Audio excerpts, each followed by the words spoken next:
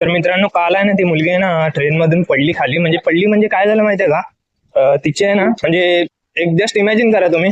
आता आपलं स्टेशन येत आहे आणि आपण दोरवरती उभे आहेत, सगळेजण उभे आहेत, ठीक आहे. आणि त्यातच तुम्हाला आठवलं की तुमची छत्री आहे ती तुमच्या सीटवरच राहिली. तर ट्रेन येऊन थांबली तोपर्यंत तुम्ही रिटर्न गेलात पाठी छत्री घ्यायला सीटवर, आणि रिटर्न बाहेर येईपर्यंत ना ट्रेन चालू झाली, ठीक आहे.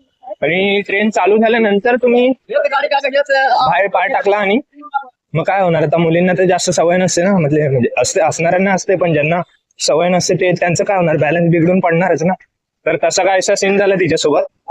तर चालू ट्रेन मधून तिने ना पाय बाहेर टाकला आणि त्याच्यामुळे ती पडली अशी प्लॅटफॉर्म वरती. तर एका मुलाने तिला ना असं पाठीमागे खेचलं, ठीक आहे. तर म्हणजे माझी मम्मी सांगत होती तिला ना काही सुधरत नव्हतं.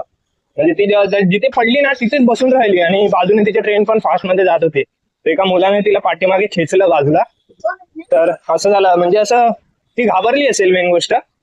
तर म्हणजे मला सांगायचा मुद्दा हाच आहे की आहे ना, की म्हणजे घाई गडबडीमध्ये असलात ना तरी पण असं ट्रेन मधून म्हणजे प्रवास करताना कसं आहे, थोडा ना ह्या गोष्टींमधून सांभाळूनच करावं लागतं. म्हणजे करायचंच असतं सांभाळून, तसं दुर्लक्षपणा किंवा हलगर्जीपणा करायचं नसतं मेन गोष्ट.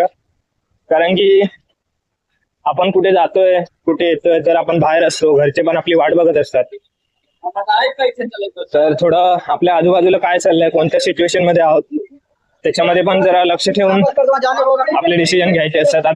आता तिने आहे ना परत एक हे सुटून ती पुढच्या स्टेशनला जाऊ नये म्हणून तिने असा निर्णय घेतला असेल, पाय पुढे टाकून हे करायचा. म्हणजे तिला थोडी माहिती असेल की मी पडणार आहे म्हणून. तिने तर ह्याच ह्याच्यावर टाकलं असेल की ठीक आहे सर, मी थोडा उडी मारून बॅलन्स करेन म्हणून, पण ती पडलीच ना, असं झालं. तर असं नसतं, आपण जसं विचार करतो ना तसं नसतं म्हणजे ऍक्च्युली. तर थोडं असे निर्णय घेताना जपूनच, म्हणजे मेन गोष्ट